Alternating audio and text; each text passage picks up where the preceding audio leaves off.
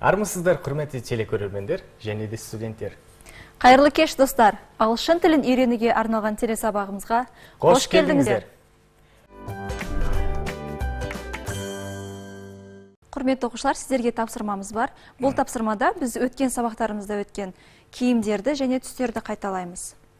Және міндетті түрде осы фразаларды қолданыңыздар. Мысал ретінде мен Талғаттың үстіндегі киімін және оның түсін сипаттап берейін. Талғат, he's wearing jacket. His jacket is gray. He's wearing trousers. His trousers is black. He's wearing black shoes. And his shirt is white. Ал енді Нұрбақ тақтаға шықсын. Сіздер оны сипаттап беріңіздер. Яғни киімін және оның түстерін. Мен сипаттасам болмы? Болады, Диана. Нұрбақ, he is wearing jacket. And his jacket is brown. He is wearing a sweater, and this sweater is dark blue. Also, he is wearing modern trousers, and these trousers is black. He is wearing Vans shoes, and these shoes are dark, so it's black and white. So also he is wearing socks, and these socks are black too. Is the sweater dark blue? Yes. Yes, okay. Thank you. Sit down. Great job. Келесі модель. Шерхан.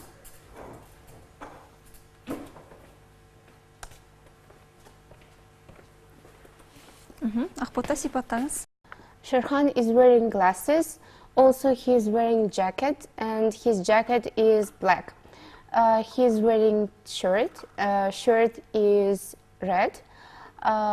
He is wearing jeans and sneakers. His sneakers are black. Also, he has watch, silver watch. Okay, thank you. Great job. You can sit down. Отыра беріңіз. Ал енді адамдардың сыртқы келбетін, мінезін сипаттауды үйренейік. Ол үшін сұраққа жауап береміз. What's she like? What's she like? Ол қандай? Яғни адамды сипаттаған кезде қойылатын сұрақ. Яғни ол сыртқы келбетін немесе мінезін сұраған кезде осы сұрақ арқылы сұрайсыздар. Келесі сұрақ. What does she look like? Бұл сұрақтың аудармасы ол қандай? Бірақ екеуінің айырмашылығы бұны. Яғни бірінші сұрақты біз сыртқы келбетке және мінезге қолдансақ, what does she look like-ті тек қана сыртқы келбетті сұраған кезде қолданамыз. Ал енді келесі сұрақ. What does she like doing? Оған не істеген ұнайды деген сұрақ. Яғни бұл сұрақты адамның не істеген ұнататынын, не істейтінін, бір сөзбен хоббиін сұраған кезде қоямыз. Ал енді осы сұрақтарға жауап беруді бүгін үйренеміз. Ол үшін бізге келесі сын есімдер көмектеседі. Young, жас, ол жас. Middle aged, орта жасты.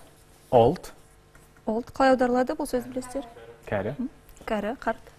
Tall, келесі fat, толық. Немесе overweight. Синоним сөздер. Салмағы асқан. Келесі. Thin, Арық. slim, Сымбатты. Beautiful. Бұл сөзді білесіздер. Beautiful ол қыздарға. Ұлдарға handsome. келесі attractive, Тартымды. сүйкімді, тартымды. Good looking. Бұл да әдемі. Яғни handsome мен beautiful'дың синоним сөздері. Келесі white, Ақ нәсілді. Black. қара нәсілді. Келесі Asian, Азиат. Blue eyes. Blue. Көк көзді. Brown eyes. Green eyes. Gray eyes. Сұр көзді. Сирек кездесетін түс. Келесі шаш. Ол long hair. Антонимі? Short hair. Қысқа шашты. Келесі dark. Hair. Dark hair. Қалай аударамыз? Blonde hair. Сары шаш. Fair hair. Ақшыл шаш. Яғни ақшыл түсті шаш. Mustache. Мұрт. Француз Beard. тілінен алынған сөз. Beard. Ол Beard. сақал. Ал адамның мінезін сипаттау үшін келесі сөздерді жазайық. Жазып отырыңыздар. Good. Good қалай? Жақсы. Bad. Жаман. Interesting. Қызықты. Boring. Қызықсыз. Қызықсыз. Келесі angry. Ашулы. Brave. Батыл. Келесі жаңа сөз бұл сіздер үшін. Careless. Careless. Ұқыпсыз. Келесі clever. Ақылды. Ақылды. Self-confident. Confident. Сенімді. Self-confident. Self-confident. Өз-өзіне сенімді. Crazy. Ол Есуас деп аударуға болады. Crazy. келесі creative. Creative. Шығармашыл. Келесі сөз cruel. Қатал, қатаң. Cute. Сүйкімді. Келесі сөз easy going. Easy going ол сабырлы. Сабырлы. Famous. Атақты. Атақты. Famous атақты. Келесі сөз forgetful. Forget деген сөздің Ұмыту, яғни ұмытшақ. Келесі сөз барлығыңыз білесіздер. Friendly. Мейірімді. Досшыл. Дос көңіл. Досшыл. Келесі humble. Қарапайым. Қарапайым. Келесі сөз likable. Жолы болатын адам. Жоқ, лайктан. Жағымды. Lucky. Lucky. Жолы болғыш. Келесі rich. Бай. Бай. Және де Соңғысы selfish. Өзімшіл. иә, өзін ойлайтын өзімшіл адам. Selfish. What does she like doing? Оған не істеген ұнайды? Осы сұраққа жауап беру үшін she likes dancing. Оған билеген ұнайды. Яғни мұнда міндетті түрде like етістігін қозғастыр. Сабақтардың бірінде біз үйренгенбіз. Және де like етістігінен кейін келесі етістік ing жалғауымен болу керек. Мысалы, оған билеген ұнайды, she likes dancing. Талғатқа музыка тыңдаған ұнайды. Қалай болады? He likes listening to music. He likes listening to music. Талғатқа кітап оқыған ұнайды. He likes reading books. Осылай like және келесі іс-қимылдың етістігін қосып what does she like doing сұрағына жауап бере аламыз.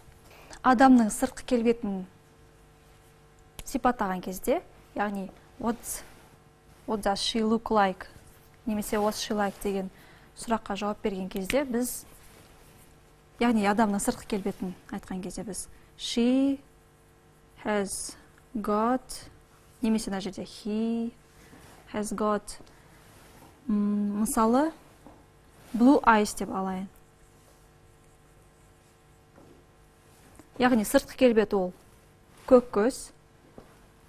Сөзбе-сөз аударғанда оның көзі көк.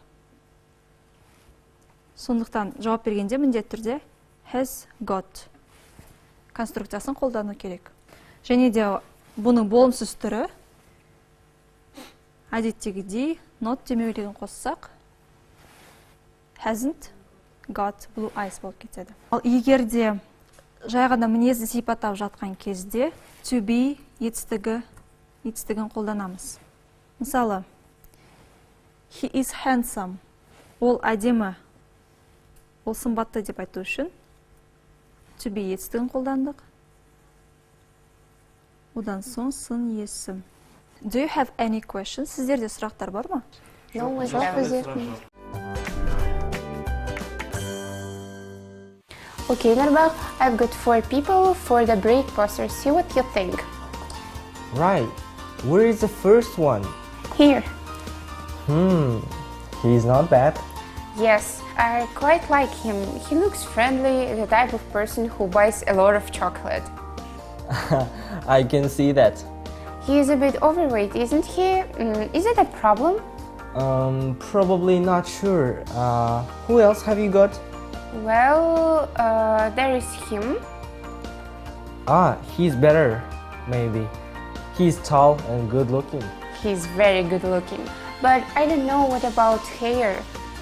Yeah, you have got a point there. Who is next? What about her? She's nice. Tall, slim, and nice hair, very attractive. Yeah, she's beautiful, but do you want a beautiful people on the poster? Do beautiful people eat chocolate? Not very often, probably, but everyone wants to be beautiful and eat chocolate. Is that all of them? No, there is one more. She's well. She's a bit older, isn't she? Yes, but maybe that's good. People her age buy a lot of chocolate, and she's attractive. She looks very friendly and happy, I think. Yes, she does. And people eat chocolate because they want to be happy. Yes, you're right. Well, let's choose. Okay, do you want a man or a woman? Көз, eyes. Eyes, Қас, eyebrow. eyebrow, Ерін, lips. lips, Бас, head. head, Мұрын, nose. nose, Қол, hand. hand, Кірпік, eyelashes. eyelashes, Қабақ, eyelid. eyelid, Жүз, face. face, Маңдай, forehead. forehead, Құлақ, ears. ear, Ауыз, mouth. mouth, Бұлшықет, muscle. muscle, Сақал, beard. beard, Мұрт, mustache. mustache, Шаш, hair. hair, Бел, waist. waist, Бет, cheek. cheek, Мойын, neck. neck, Ұзын бойлы, tall. tall, Аласа бойлы, short. short, Семіз, fat. fat, Арық, thin. thin. Head, eyes, nose, mouth, ears, chin.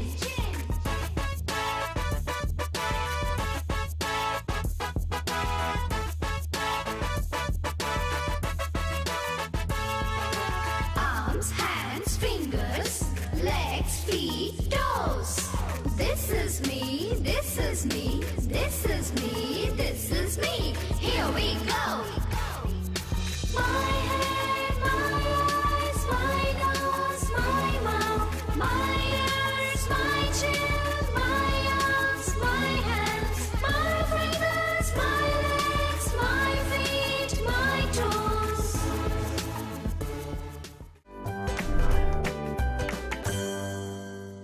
Осымен біздің бағдарламамыз аяқталды. Шет тілін білу және сол тілде еркін сөйлеу бұл заманауи және табысты адамның жетістігінің бірі. Ағылшын тілі халықаралық тіл болып саналады. Және ағылшын тілін жетік меңгерсеңіздер, алдарыңызда көптеген мүмкіндіктер ашылады. Сіздермен болған менің әріптесім Жазира. Және Талғат. English for you. Ағылшын тілі сіздер үшін. Арнамыздан алыстамаңыздар. Goodbye.